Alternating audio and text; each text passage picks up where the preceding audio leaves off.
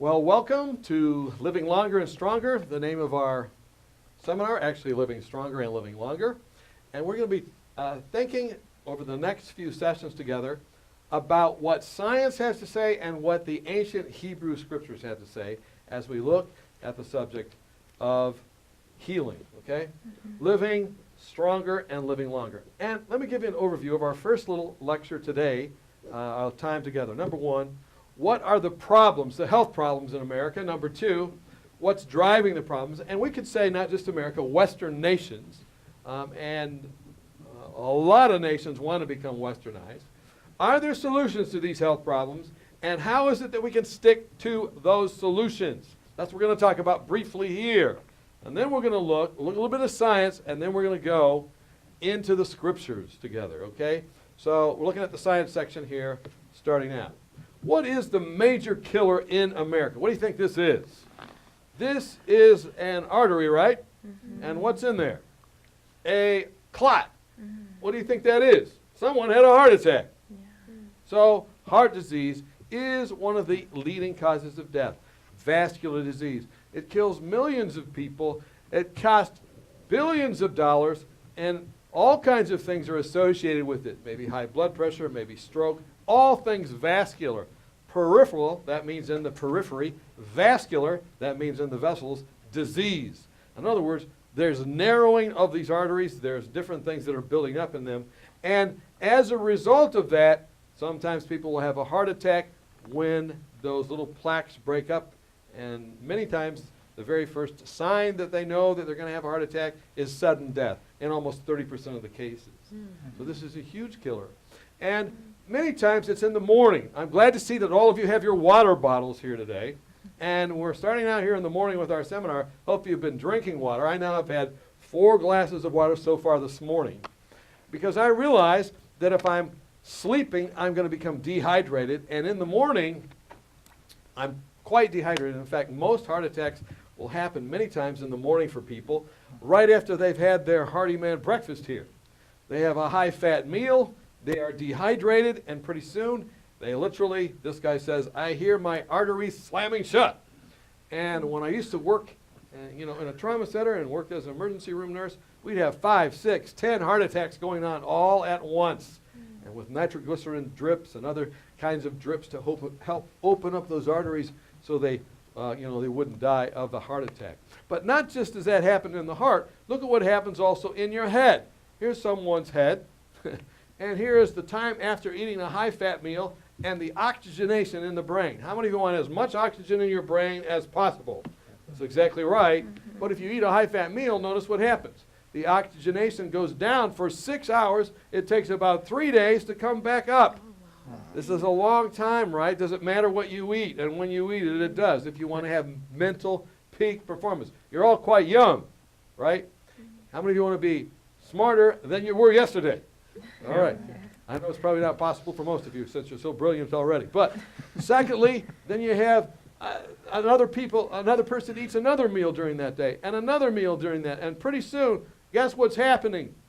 They're never functioning at optimal speed. Their mind never has enough oxygen. They have no pep in their step or spunk in their trunk. Their eyes are not popping because they don't have any oxygen or the level of oxygen they need, largely because of what they eat. Not only that, look at what happens as well when we don't have good perfusion. When we don't have good perfusion, what happens? Our perfusion not only to our arteries and veins, or rather our veins, our vascular system is compromised, but wherever that goes, and one of the most important places it goes, is your head. And one of the cardinal signs of depression is a lack of blood flow to the frontal lobe. Now this person, this would be the front part, this person has blood flow up here. But notice this person, a depressed brain, hardly any blood flow to the frontal lobe. And they're depressed. That's one of the cardinal signs of depression. Can you see how heart disease and Western diseases have kind of fueled, as in part, the depression we see around our nation and Western countries? This is big. So those are the problems. Look, we could talk about a lot more problems, but I'm just giving you a couple, right? I talked about your heart and your head. Okay? Number two, what's driving those problems? Are the solutions, and how do we stick with them? Well, what's driving it? Well, the number one most preventable cause of death is smoking. If you stop smoking, it erases a lot of problems, because smoking is bad for your vascular system, it's bad for your lungs, it's just bad everywhere. But that's driving the problems. Not only that, look at these, burgers and fries. Fries are 70% fat. They're what? 70% fat. And you add a fat to this white bread that breaks down into a sugar almost immediately, and you have a fat and a sugar, and what happens? Your blood sugar goes up, and because the fat's there, the sugar can't get out of the system, and you have high blood sugar for 4 hours after eating this. And if you keep doing that, what do you develop? Heart disease. Diabetes.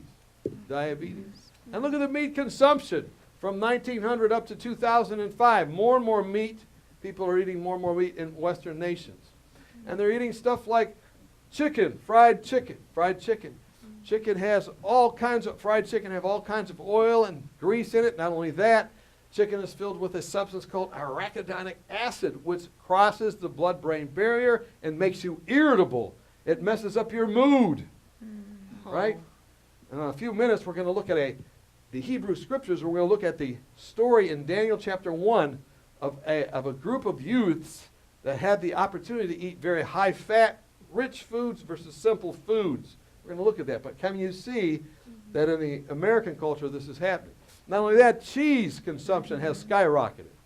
And cheese consumption in the 1900s was very low, but then notice what happened. It started to increase in the 60s, and then it just took off. Why did it take off? Because they found out that cheese was highly addictive, and if they put extra cheese on their food, who would come back to their restaurant? The people, because it wasn't really about the goodness of the food. It was about that chemical reaction that happened in their bodies because of cheese. Right? So what does this happen then? Look at 1994, and on this slide we have obesity on one side and diabetes on the other. Okay? Well, you're going to see, we're looking at the body mass index of people, and we're looking at how obesity and how diabetes have begun to skyrocket in this nation. I'll just show you. This is going back to 1994, maybe slightly before some of you were born, maybe afterwards. Okay, so let's look at it. 94, 95, 96, 97. Can you see how it's getting darker over here? That means that more people are obese in those states, and when it gets, the darker it gets, the greater the percentage. 99, 2000, 2001, 2002, 2003, 2004. Can you see what's happening in America? The entire nation is becoming overweight. And when it gets overweight, what's following right along behind? Diabetes. 2005, 2006, 2007, 2008. Wow. This is a problem, isn't it?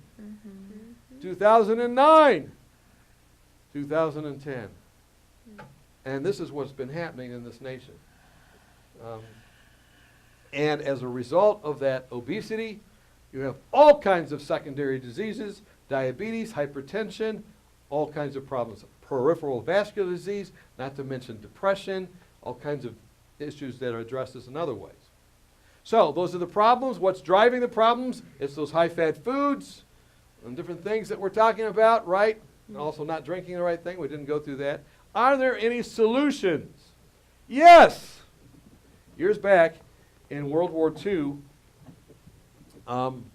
the mortality studies went on. Notice in 1927, people dying from heart disease and different things because of that standard American diet or the Western diet in Western nations. But look what happened right after or during the war. What happened to those diseases? They went way down in Norway and these countries over here where World War II was going on. Why did they go down? Because the Germans came through and took all of their meat. Their army ate it, and all they were left with was berries and plants and twigs. And so they began to eat what kind of diet? A plant-based diet, and all those diseases went away. That's when they began to understand what was called risk factors. You know, and they began to understand that, wait a minute, if you delete that meat, you might actually do better. Or if at least you move it to the side of the plate and maybe don't care if it drops off the side of the plate, right? And you're eating more of the fruits, nuts, grains, and vegetables, and then what happens? That peripheral vascular disease, that heart disease, and all the things associated with it, physically, mentally, emotionally, goes away. How many think that's good news? There are solutions. And so, for instance, at the New Start program, where I work at Weimar Institute, and I teach there and do a lot of things there, we have people come in every 19 days, well, 19 days, 12 times a year, so it's not every day, but almost, and we help them avoid oil, fish, fowl, meat, and dairy, and guess what happens? Their diabetes gets under control many times, just almost in 3 or 4 days. I just talked to a man yesterday who was graduating from the 19th program. He came in with 28 medications. He was leaving on no medications. He came in with his blood sugar up. Now it's normal. He came up with his blood pressure up. Now it's normal. He came with a weight problem. Now he's lost about 15 pounds. He feels lean, mean, and keen. What did he do? Just avoided these things. Are there solutions? Yes. And that's what we're going to look at in the ancient Hebrew scriptures as well. There's a fascinating story we're going to uncover in a few minutes in our next session. Prove thy servants, I beseech ye, 10 days. How many days? 10. Just 10 days. And by the way, science shows that 10 days, a lot of things can happen. I'll show you in a minute. 10 days, and let them give us pulse. Pulse means things grown from seeds, right? They don't have a mother. They don't have a face. They come from a seed, right? 10 days, and we'll just eat those things grown from seeds and drink water. This is exactly what we do in our programs, the health programs, and it's amazing what happens. Notice what happened to this particular person. 96, he had his left anterior descending artery almost completely filled with crud. That's not broccoli in there. That's not cabbage. It's other things. But then he changes his diet, and look what happened. 1999. About 3 years later, that same artery is what? Completely opened up. Not only is it completely opened up, but did you notice all these other arteries that developed around it? So you have more highways to get to where you need to go, the blood where it's needed. In fact, just within days, just within a day, just within hours, you begin developing this collateral circulation. Isn't God good? Sometimes we mess up, but guess what? He doesn't give up. He's built systems so that we can reverse things. Now, remember I said 10 days? Look at what happened in just 10 days in this particular study. Of course, they did give some cholesterol-lowering medication in this particular study, but you can see on these particular scans, which show the heat levels and that's not actual blood, but you can see how the perfusion in this particular artery is vastly improved in just how many days? 10 days. We're going to read a story that had 10 days in it pretty soon. It'll be pretty interesting. And by the way, when that opens up, when those 10 days open up, what happens? People also begin to feel better that are depressed. It's not just for your heart, it's also for your head. How many want to have your head clear? Right? Fascinating pictures. Because God has created something called no. Can you say no? God says, just say no. Now, no, what does that stand for? In our little vessels, there are what are called endothelial cells. What are they called? Endothelial cells. They're right in that lining, and guess what they produce? They produce nitric oxide. That's what no stands for. And nitric oxide opens up the vessels. How many have ever heard of nitroglycerin? Sometimes people under the tongue, they sometimes put it as a patch, sometimes they have it as a drip. Remember I told you about heart attacks? Sometimes people have heart attacks and they give them that to open up the vessels. Well, your body produces it. If you eat the right kind of foods, it actually produces it, right? And look what happens. It opens up all the vessels, not just in your head, not just in your heart, but also this is a guy's ankle. This is what it was in 86, and here it was in 87. Notice, everywhere the perfusion or the blood getting everywhere goes up. And wherever the blood goes, there's power in the blood to bring life and take away death, take away trash, right? So food sources, you want to eat things like artichokes and eggplant and garlic and onions and green beans. All of these things have arginine and nitrates in them that lead to making what? Nitric oxide. How many of you want to just say no? and thus say yes to longer lives. So, what are the problems? What's driving the problems? Are there solutions? And finally, how do we stick with those solutions? Again, very simple, right? Many of you have been through health programs like depression recovery or peak mental performance or maybe the CHIP program or other things. You've been through cooking schools and stuff, right? And I'm not going into all that. I'm just kind of remind you of the high points of the head and the heart here, right? But how do we stick with the solutions? That's the problem. Now, they did a study. Who was they? JAMA, the Journal of the American Medical Association, way back in 2005. And they looked at compliance at 3 months after they went through these various plans to reduce weight. The Atkins diet, Weight Watchers, the Zone diet, Ornish, and some of those are better than others. But Ornish is largely a plant-based thing, much like the New Start program or much like the CHIP program or other programs that maybe you've heard of, where it basically reduces the fat, increases cholesterol, and all that. But they looked at compliance at 3 months, and they found it was 50% for all diets, and at 6 months, it was only 40%. So 6 out of 10 did not continue on. They had a nice momentary positive result, but then guess what happened? They fell off the wagon. Now, enter these two guys, two individuals. Richard Bloomer, Susan Gregory, did research on the very text that we're going to look at in a few minutes on Daniel chapter 1. In fact, he has 4 or 5 scientific studies Richard Bloomer did out of his lab in Nashville. And then this lady, Susan Gregory, also got on the bandwagon and said, what if we just took what was in this ancient Hebrew scriptures and we started to try and just live that way, not just for 10 days, but for 21 days. That's what they did. Not only did they have some amazing success as a result of that, I mean, they had all kinds of positive results, people, diabetes reversed and everything else. There was something fascinating. They looked at the compliance, in other words, sticking with it, based on this program that had the scriptures involved, not just science. And guess what they discovered?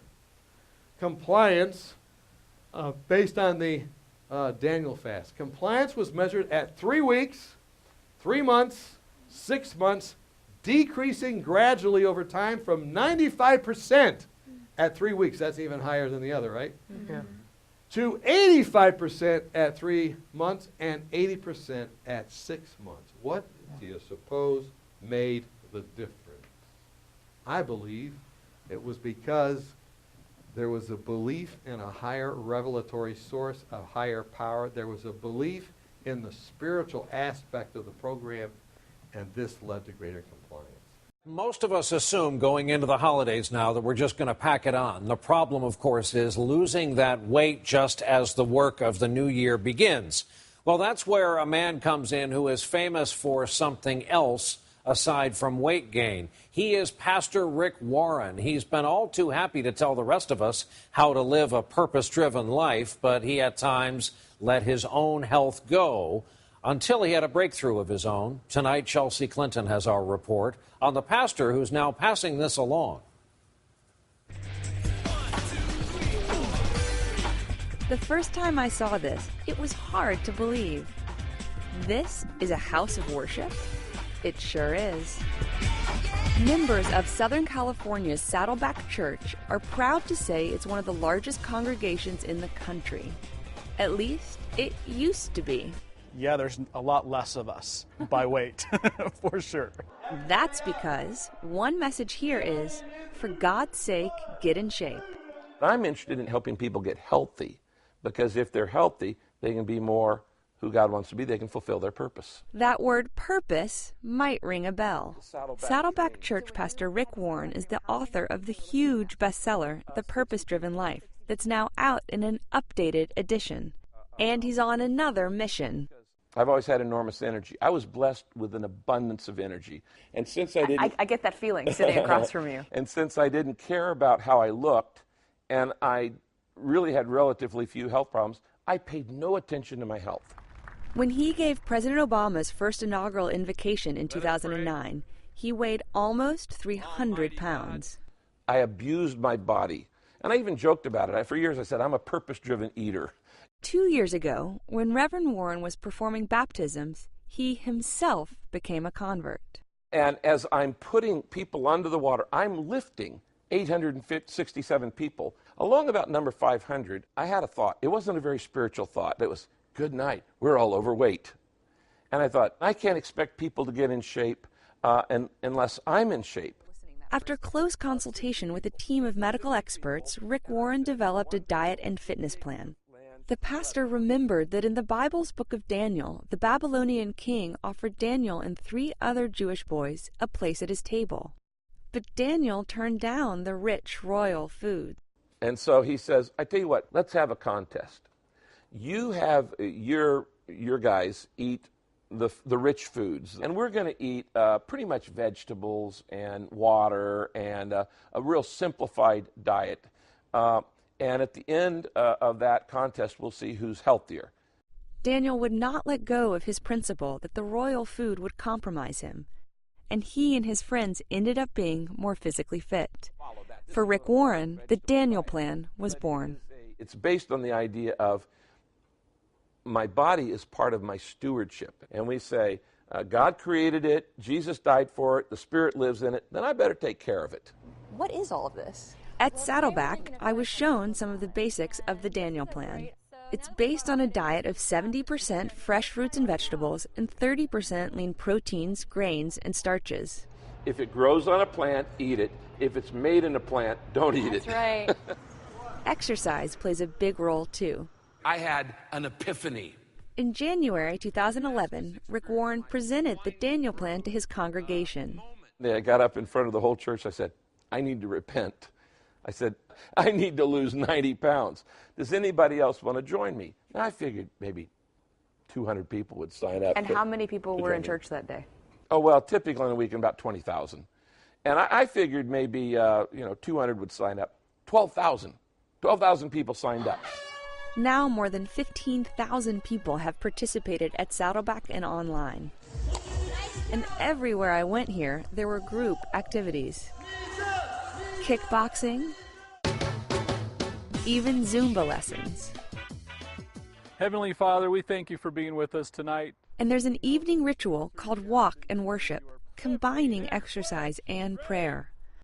All those group support activities are what first enticed church member Matt Burstein. I believe I couldn't change my life.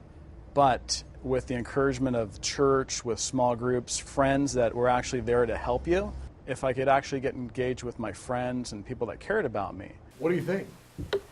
Quite amazing, isn't it? Why did I show you that last clip? The reason I did was, for many years, we tried to look at things just from the side of science. What does science say? But there was really not that additional power that can be found by tapping into the ancient scriptures. And in this case, what did Rick Warren and that mega church in Southern California point people to? The book of Daniel. But I want to tell you something. The seminar you're attending, in this particular setting, there's other church groups, for instance, the Seventh-day Adventists, that have studied the book of Daniel for over 150 years. In fact, they've been tapping into that source for a long time. And that's what I want to do with you. I want to show you, I want to discover with you what we can find if we look at Daniel chapter 1 ourselves. Are you interested in that? Yes. We're going to split up now, or we're going to come back, and we're going to have kind of a small group interaction where we look now at Daniel chapter 1. Let's pray, and then we'll get into that group in just a minute. Father in heaven, we're thankful that you've been with us as we've studied here together. Bless us as we now begin to look at your word. We come in Christ's name. Amen. Amen.